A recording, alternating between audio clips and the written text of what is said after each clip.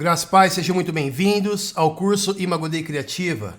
Meu nome é Guilherme Zamba e depois de umas 2 semanas sem gravar nada aqui para o curso, para este quadro aqui do canal, estou de volta para a segunda sessão do curso, que é a respeito da má notícia do pecado e como ela atingiu a cultura, que é a cultura pós-queda.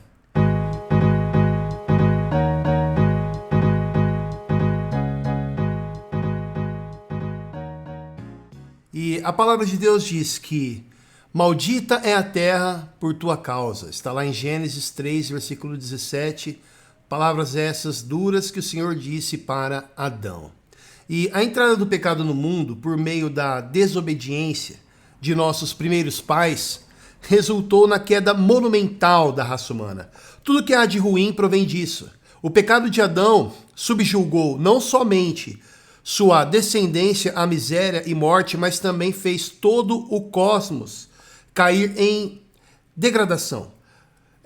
Tanto a terra quanto o homem se encontram debaixo de maldição. E assim, se tornou trágica a vida do homem e o seu mandato cultural recebido por Deus. A natureza, ela foi afetada severamente pelo pecado, de modo que ela responde violentamente a esse ataque do pecado por meio de espinhos e abrolhos, desastres naturais e desequilíbrio climático. O homem caído tem que produzir sobre essa terra amaldiçoada, e com o suor do teu rosto comerás do teu pão. Claro, sabemos que o trabalho é uma bênção, mas a entrada do pecado no mundo fez o trabalho não ser tão agradável assim como era antes da queda. E não tendo a alegria plena que teria ao produzir um mundo sem pecado. Então a queda prejudicou cada uma das ordenanças da criação. O casamento e a criação de filhos foram seriamente prejudicados, como vemos lá em Gênesis 3, versículo 16. O trabalho agora se tornou enfadonho com a morte, como recompensa por viver em um mundo amaldiçoado. A adoração se tornou idolatria. E sobre a queda, os resultados da queda, William Edgar permanece dizendo que ainda tens domínio sobre a terra, mas agora, infelizmente, esta inclui a malignidade do pecado. Ainda procriamos e desfrutamos da criação de filhos, mas isso se tornou árduo.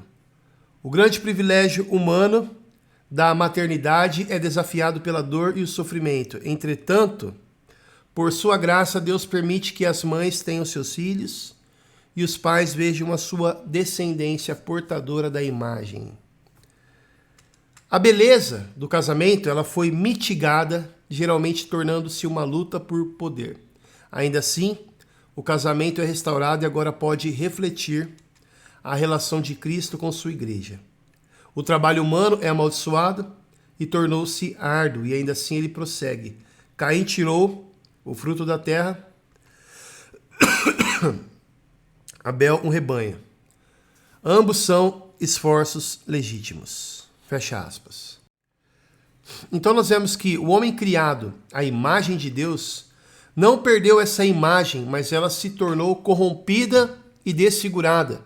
E ainda assim, o homem não deixou de produzir cultura. O mandato cultural permanece como uma ordem irrevogável, independentemente da condição do coração humano e suas motivações. O homem não perdeu o seu estímulo natural, o seu instinto de governar, o seu amor ao poder, sua habilidade para formar e moldar a matéria de acordo com a sua vontade, como vai dizer Van Til. Sendo assim, todo o desenvolvimento do homem caído em resposta ao mandato cultural é fardo e promove discórdia entre os homens. Ainda assim, Van Til vai dizer que, devido à sua queda no pecado, o homem não se transformou em outra coisa inferior a homem. Não, ele não perdeu a sua humanidade. Quando transgrediu a aliança com seu Deus, o homem não se tornou um animal ou um diabo. De fato, ele se tornou alienado quanto à ética e depravado quanto à moral, mas reteve a sua natureza religiosa e os seus sensus deitatis, que é a consciência de Deus. Então, em essência, na estrutura de sua condição de criação, o homem permaneceu o mesmo, mas quanto à sua função, ele se afastou da sua retidão original. A direção de sua vida mudou. Ele se descarrilhou do verdadeiro sentido da vida. Já não mais buscou a Deus como sua alegria condutora. Seu relacionamento com Deus se tornou constrangedor e, de fato, transformou em uma hostilidade. Nossa, tomar moça. Resultado da queda. Em consequência, o homem se tornou um estranho para si mesmo, para seu companheiro e um errante na terra, pois foi exilado do seu verdadeiro lar, o paraíso de Deus, como vai dizer Vantil aqui, parafraseando em alguns momentos eu aqui. Então, fecha aspas, né, Vantil. Agora, a bússola do coração humano que deveria apontar para Deus foi descalibrada e o homem perdeu seu referencial. A lei do Senhor, ela continua escrita em seu coração e com isso ele tem noção do certo e do errado, porém ele suprime, abafa a verdade pela injustiça, como está lá em Romanos capítulo 1, versículo 8. Tendo prazer, né, naquilo que é errado, e assim ele continua produzindo cultura, porém não para a glória de Deus, e assim para a sua própria glória. Nossa, nariz entupido também, difícil hoje, hein? O pecado, irmãos, ele divide os nossos corações, distorce os nossos desejos, para que não amemos a Deus, que nos convida a amá-lo. Todo pecado se origina em alguma falha em nossos afetos. O pecado também corrompeu nossas mentes, de forma a não sermos capazes de dar continuidade aos pensamentos de Deus. Nós entendemos mal, interpretamos mal, analisamos mal, avaliamos mal.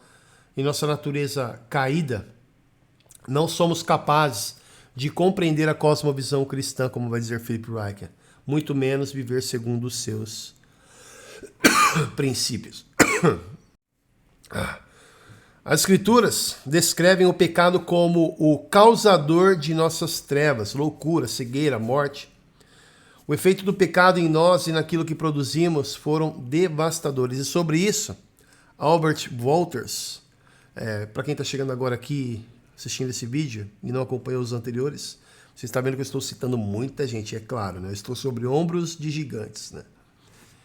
Esse estudo aqui, né, está baseado no estudo de outros homens, então tem muita citação aqui. Eu não estou inventando nada, mas fiz um apanhado de pesquisa sobre o tema para compreender melhor a respeito do assunto. Eu que trabalho com música, estou começando um empreendimento artístico que mais em breve, né, daqui para frente, daqui uns dias eu irei divulgar. Então, é algo que eu sempre me preocupei, como que o cristão ele se relaciona com as artes, com a cultura. E, continuando, né, Albert Wolters, ele vai dizer que os efeitos do pecado tocaram toda a criação. Toda criação criada está, a princípio, tocada pelos efeitos corrosivos da queda. Se examinarmos as estruturas da sociedade, como o Estado ou a família, ou as atividades culturais, como arte ou tecnologia, ou as funções físicas, como a sexualidade ou a alimentação, ou ainda qualquer coisa no vasto âmbito da criação, descobriremos que o bom trabalho da mão de Deus foi arrastado para a esfera da rebelião humana contra Deus. Como toda a criação, como diz Paulo, a um só tempo, né, geme e suporta as angústias até agora. Fecha aspas. Então, quando o apóstolo Paulo diz que o homem natural não aceita as coisas do Espírito de Deus, lá em 1 Coríntios, capítulo 2, ele está se referindo ao homem que é guiado por sua natureza pecaminosa. O homem não regenerado, que segue o curso deste mundo no sistema, no sentido de sistema maligno. E há uma discussão na teologia onde um lado diz que tudo que o homem não regenerado produz é pecado, inclusive as coisas aparentemente boas, e são consideradas pecado por não serem feitas para a glória de Deus. Eu creio que isso é verdade, né? Se nós formos olharmos para o homem como o objeto em questão, mas também creio que ao olharmos para o Senhor, vemos que os seus propósitos para o mandato cultural se encontram em vigência. E Deus é glorificado até mesmo em boas obras feitas por ímpios, obras bem feitas, podemos assim dizer, né? Sendo que pela graça comum de Deus, eles receberam os dons para executá-las. E quando estas, pela benignidade divina, servem para o bem-estar do ser humano e da natureza.